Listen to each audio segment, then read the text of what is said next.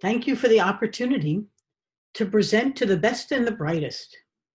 It is truly an honor and a privilege to be able to share with you some perspectives that might help you thrive in these fast-changing times.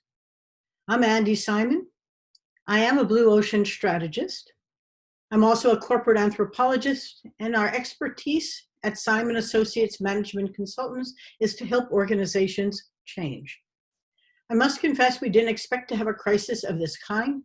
We often told our clients, if you want to change, have a crisis or create one. Little did we know the changes that would come with this type of crisis. So what I'd like to share with you today is a perspective that comes out of the blue ocean strategy work that we do that might help you, and I say these words intentionally, see, feel, and think in new ways, because the past may or may not be coming back the way it was.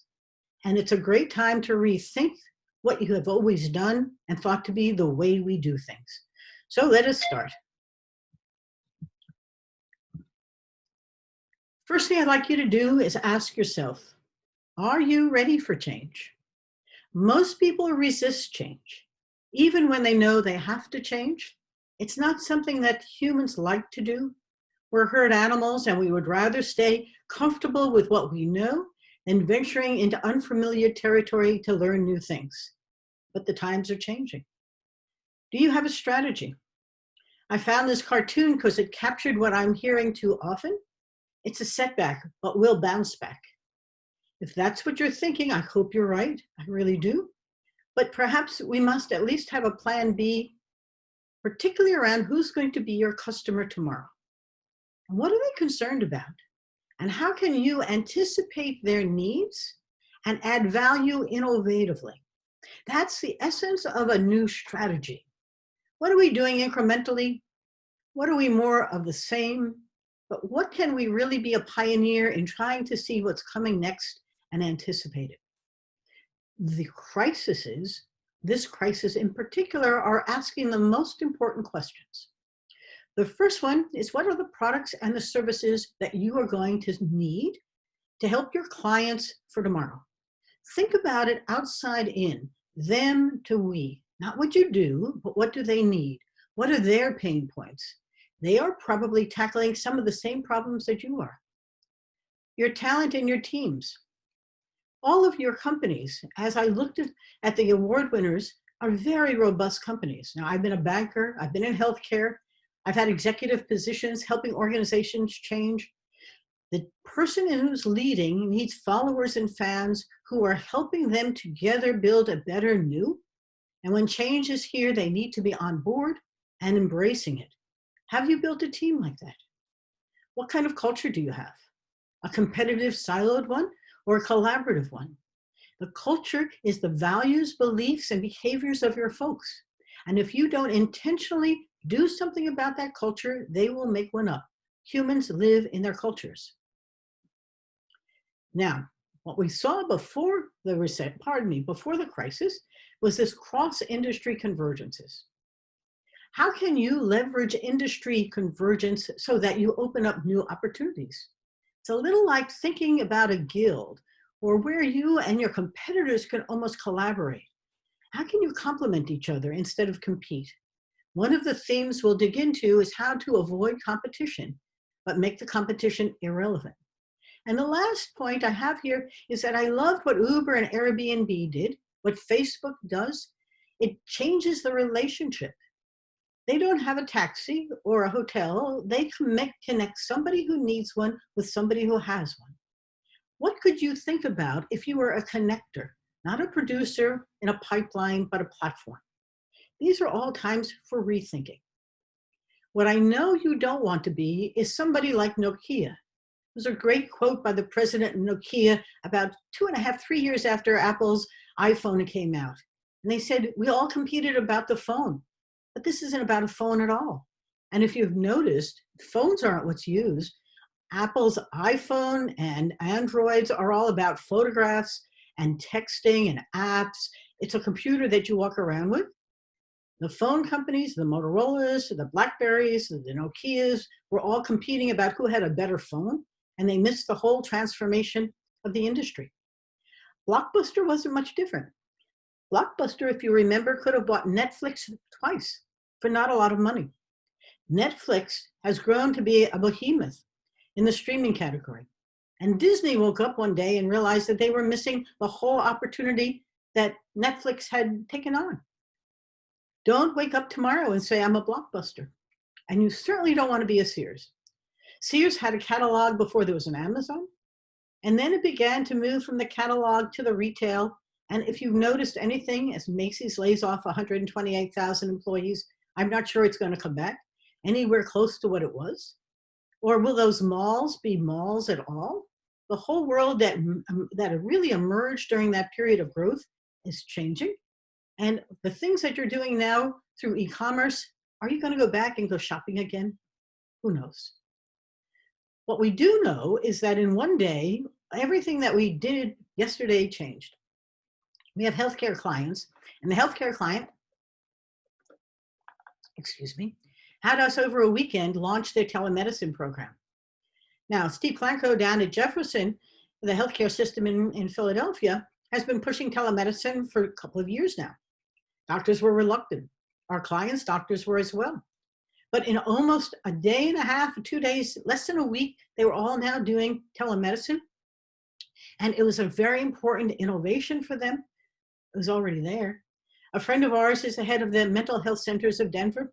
And Carl Clark, in a day, moved all of his healthcare, behavioral health patients onto a telemedicine solution, and CMS was compensating them. What was impossible is now, of course, it's obvious. Now, what's going on in your industry in the same fashion? But maybe you're an educator in higher ed or in primary education. Remember, there were homeschoolers everywhere, but not everybody did homeschooling. On the left is a picture of a typical college class. Our college clients have all moved on to online.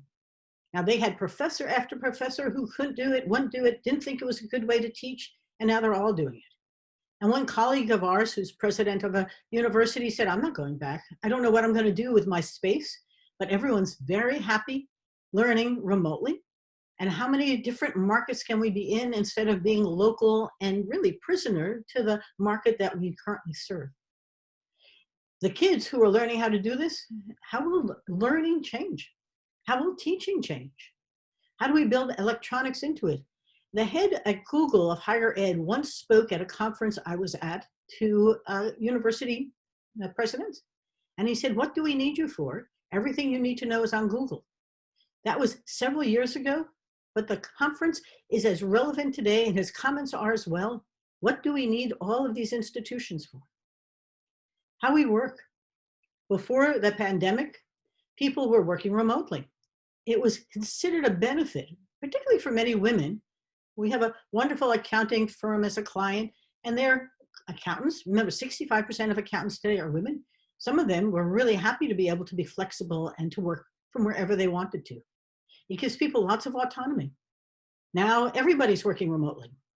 And what they're learning is that we've got to get our systems cyber secure, and we have to develop protocols and process management and ways to manage and how to build a culture. And everything was changed almost overnight. How we live has changed also. Older folks love to walk, talk. Now they're sitting alone, afraid of going out. I have several I know who are indeed afraid of going out, not quite sure who's safe and where it is safe. But this is transformational for them because they're solitary, alone, full of anxiety, and need a whole different way of communicating, some of whom can do it really well on technology, and others aren't sure how to do it. Then, if I asked you who's going to be your customer tomorrow, it probably was a boomer. 67% of the businesses in the US are owned and run by boomers. Somebody I spoke to yesterday has a great company. He said about 90% of all of our clients are boomers. This particular boomer is in front of a bookstore. He has a retail outlet. We worked a lot with jewelers. The question became, who's going to come into my jewelry store or to my bookstore? People were changing and buying jewelry online from Blue Nile where they could return it. Everything about space and how we use it is up for grabs. And the boomers were thinking about how to retire and aren't sure they have enough money now to retire. If they were thinking of reskilling, they're not quite sure what to reskill in. Maybe these will be your clients tomorrow. The real estate, the construction industry is holding its breath, trying to figure out what's going to happen next. Will we need offices? Will we need malls? What will we do with them to reinvent them? What will we do with all the construction trades? How about the whole supply chain? Client of ours who is in that supply chain, their manufacturers' reps are all worried about who will I represent and how will it all work. It's a very interesting time. But maybe you're a beer brewer and craft beer is what you're really into. Where's it going to be drink? Where are we going to drink it? How will we celebrate? I can't tell you how many online social hours, happy hours we're having. It's different, but in fact, everybody was drinking their beer or their wine. Something is happening that's transformational. How can you capitalize on it? Perhaps you're working with working women. Women business owners had 40% of the businesses in the US before this pandemic set in. But 60% of those losing their jobs are women. Many of them are in the service trades. But women business owners were growing their businesses. Some were necessity businesses. Others were really seeing tremendous growth, great innovation, new ways of doing things. Or maybe Gen Z is your customer of tomorrow. 18-year-olds, 17, 16, they come to work with a whole different attitude about work and about life. They've grown up with an 8-second attention span. They are very happy spending 3 hours a day on their computers doing video games. Actually, I had a client and his entire social life was through the video gaming world.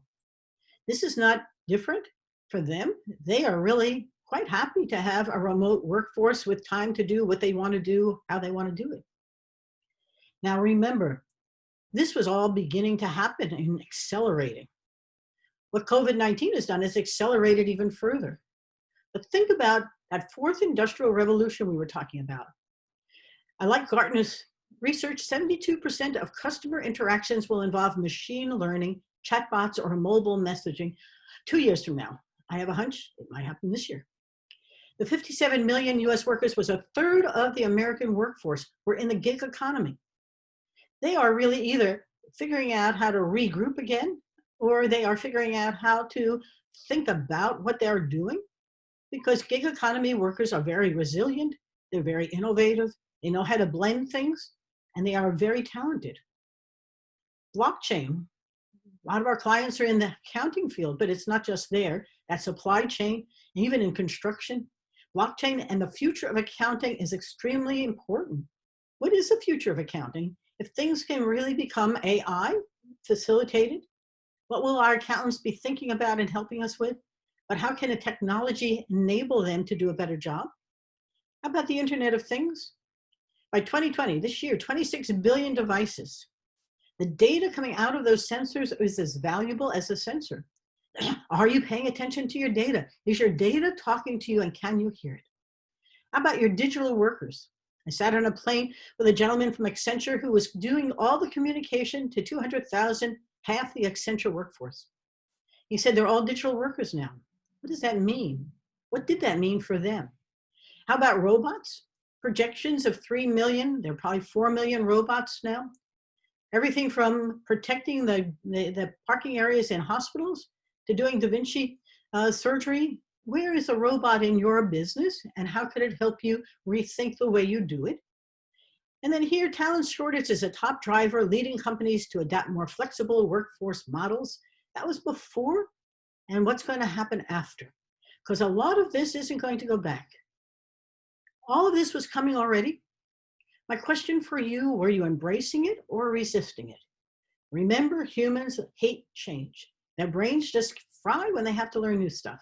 The unfamiliar is unsettling. But we would preach that if you want to change, have a crisis, or create one, this is a great time for opportunities. Do not underestimate, even if you believe, like my original cartoon, that you're going to bounce back. It's just a setback.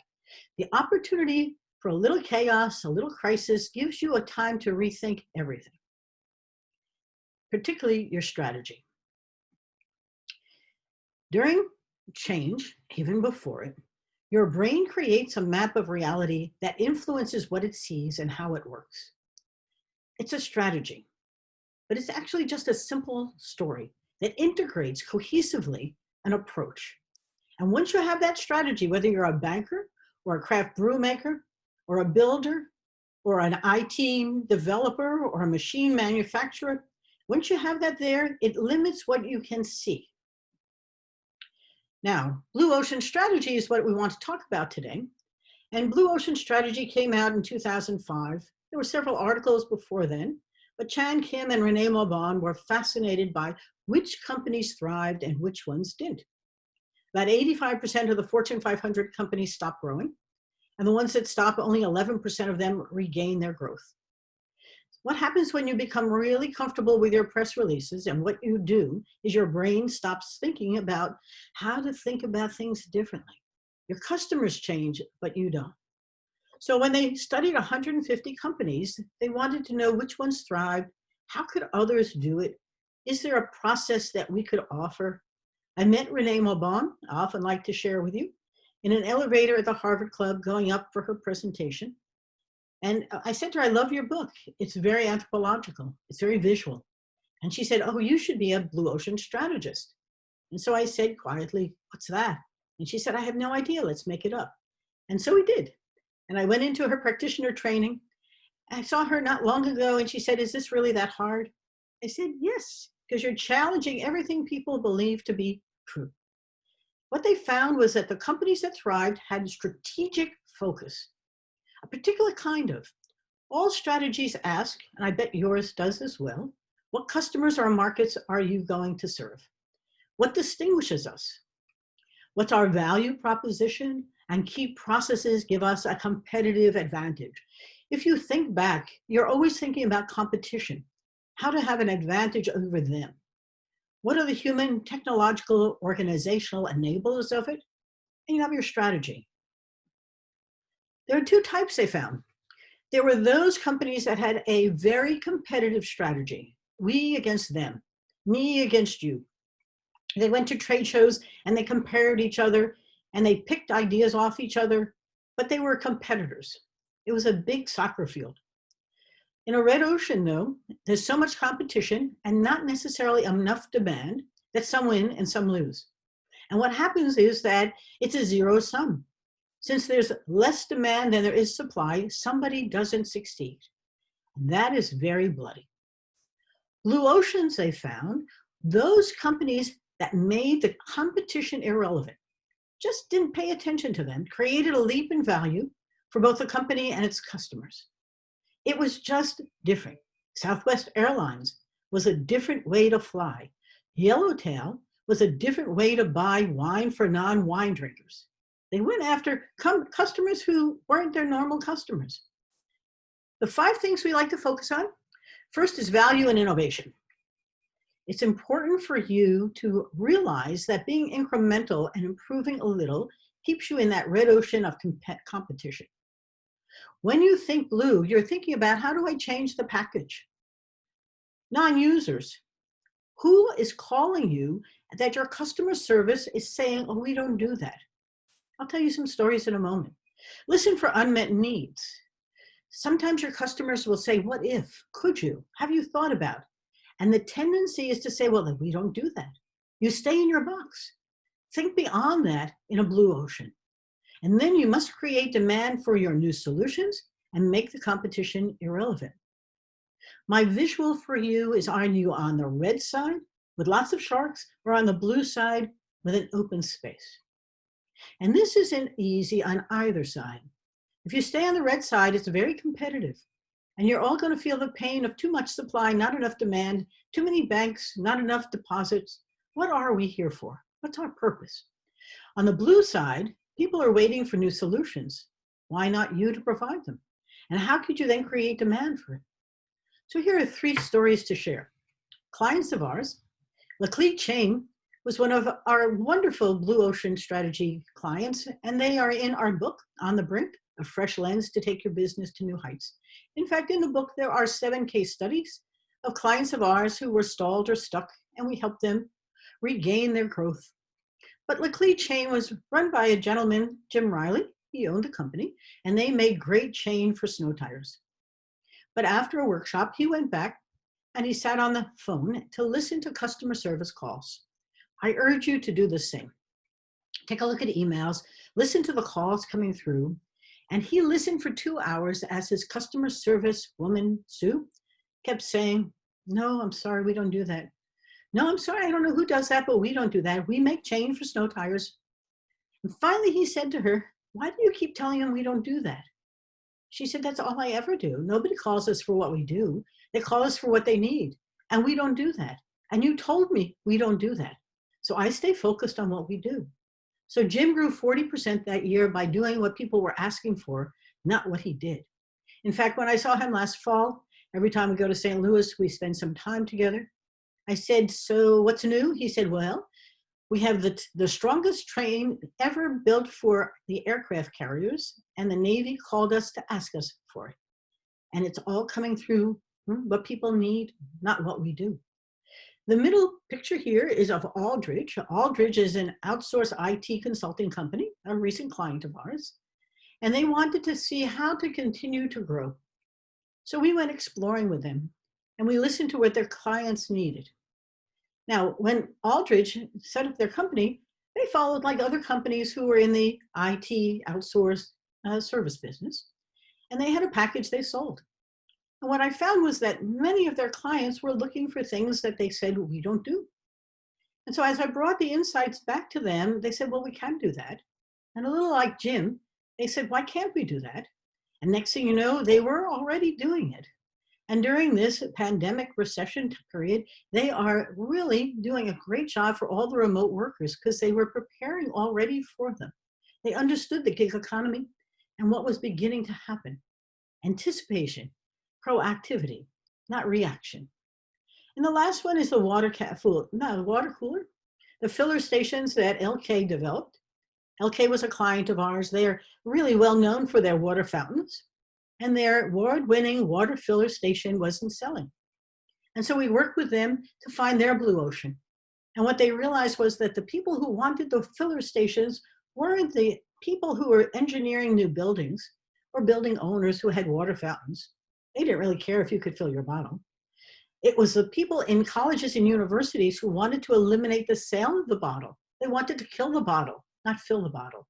So they repositioned themselves, and the last time I worked with them, those filler stations were 25% of their profits. Here's what you should think about. How can you make it easier for people to get what they need? Not what you do, what they need. Can you make them more productive? Is it more fun and adventure working with you? How do you make it simpler? Simple sells. Take out the complexity. People don't want to study things. They want to know they've made the right choice, and you were the right choice. And can you solve a big problem in an innovative way? Value innovation.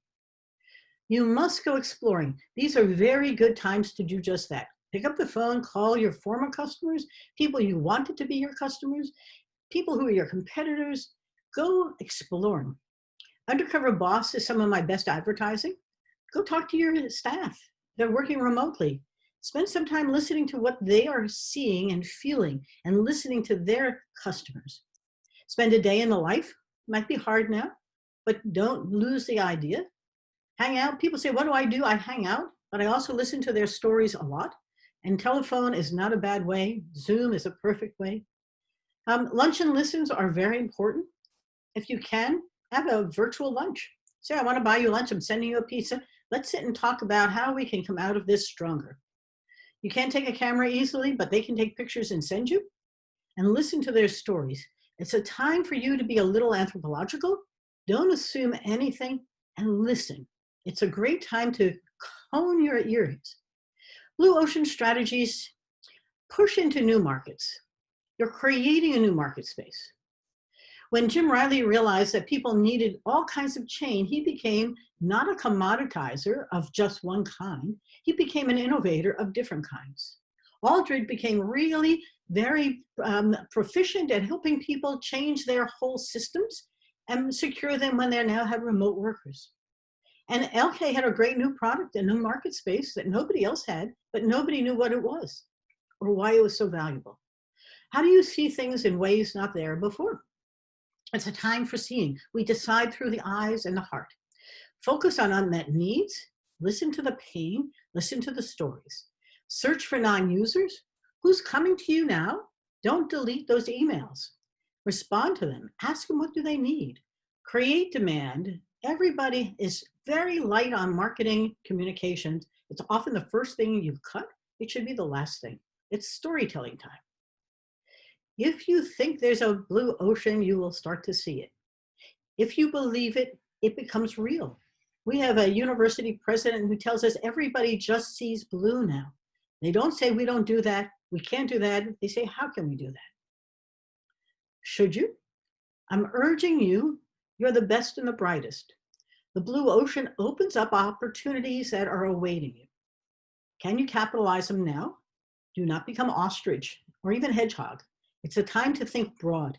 Don't think out of the box. Think about creating a new box, a new sandbox, and have fun. We think of crisis with pain. If you get people excited and creative, you'll be amazed at the solutions they can come up with, and they're all waiting for you to help them. Somebody told me that Winston Churchill is thought to have said this, but after reading The Splendid and the Vile, I will tell you maybe he said it. A pessimist sees the difficulty in every opportunity. An optimist sees the opportunity in every difficulty. I have a hunch you are among the best and the brightest because you're optimistic and you're opportunity seekers. This is the time to do it. Thank you very much for the opportunity to share with you. It's been a total pleasure. I can only tell you that I have a podcast I hope you subscribe to. It's fun to share that as well. And my book, On the Brink, A Fresh Lens to Take Your Business to New Heights, is on Amazon. My new book is coming out in January. It's called Rethink, Smashing the Myths of Women in Business. Pleasure. Please have a great day. Bye now.